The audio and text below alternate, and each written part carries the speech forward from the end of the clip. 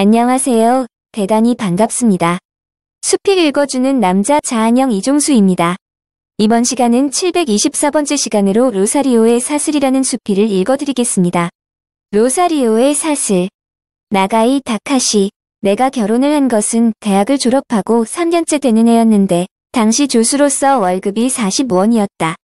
만주 사변 당시로 물가는 싼 편이었지만 그렇다고 45원으로 살림을 꾸려가는 건 어려웠을 것이다. 그러나 나는 한 번도 아내로부터 불평을 들은 적이 없다. 새 옷 한 벌 사주지 않았다. 극장에 간 일도 없다. 오락이라고 해보았자 1년에 한 번 바다에 간 정도뿐이다. 나는 매일 밤늦게까지 연구실에 틀어박혀 있었고 아내는 살림에 전념하고 있었다. 월 40원의 생활은 7년간 계속됐다. 가족의 옷은 전부 아내의 수제 품이었다. 내 양말에서부터 와이셔츠에 이르기까지 한 땀 한 땀 정성을 쏟아 만든 것이었다. 그걸 보고 연구실의 아가씨가 선생님은 낮에도 사모님에게 안겨있군요라고 했다. 아내는 화장을 하지 않았다. 프랑스제의 입수련지도 이탈리아제 향수도 손쉽게 살 수 있는 시절이었다. 그리고 거리에는 유한 마담이라고 불리는 계급의 사람들이 활개를 치고 다니는 시대였다. 식량도 썩어나도록 풍부했다. 아내는 갠 날엔 거름통을 메고 밭에서 일하고 비가 오는 날에는 바느질이랑 뜨개질로 일손을 놓지 않았다. 그리고 마을의 부인회 연합반장의 바쁜 역할도 해내고 있었다. 거기에다 나의 아내로서의 임무, 반니치광이 시중도 들지 않으면 안 되었던 것이다. 한 가지 새로운 연구에 착수하면 나라는 인간은 변해버린다.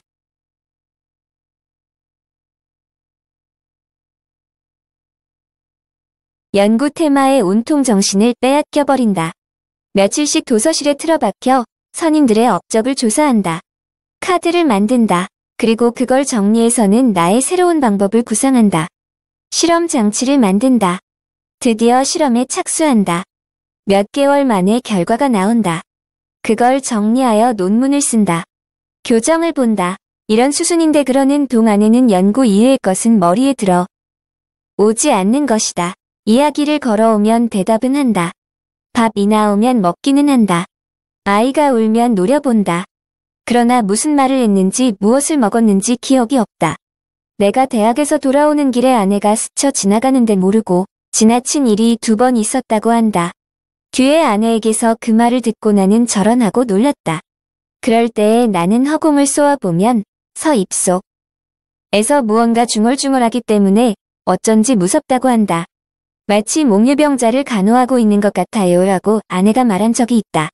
꼭 의논해야 할 집안일이 생겨도 말을 못하고 남편의 주의를 산만하게 할 수도 없고 두뇌를 쓰므로 특별 요리를 만들어야 하고 자칫 방심하고 있으면 넥타이도 잊어버리고 뛰쳐나가기 때문에 몸에 걸치는 일상사도 신경을 늦출 수가 없고 방 안에 가득히 늘어놓은 조사카드, 노트, 참고서, 사진, 휴지 등등 치워도 되는 건지 안 되는 건지 알 수가 없고 저녁 귀가 시간은 일정하지 않고 이런 남편의 시중을 용케도 아내는 그 연약한 팔로 해낸 것이다.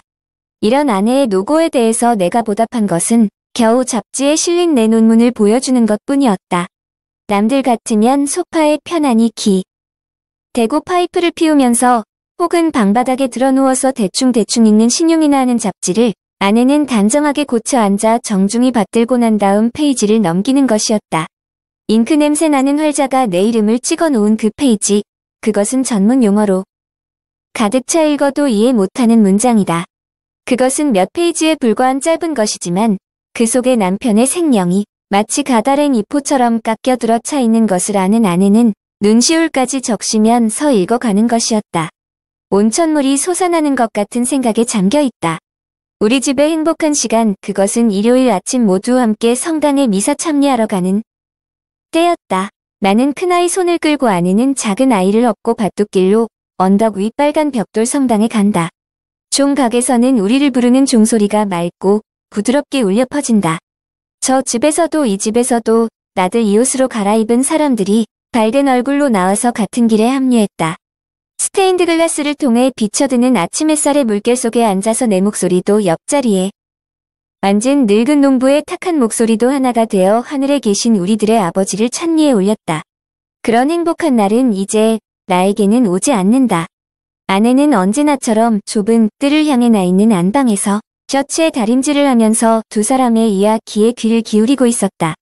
느닷없이 나카무라 군이 안방에다 대고 말을 걸었다. 사모님 머지않아 아이를 낳는 데는 남편이 필요 없을 것 같아요. 그랬더니 아내는 웃으면서 대답했다. 그럴까요?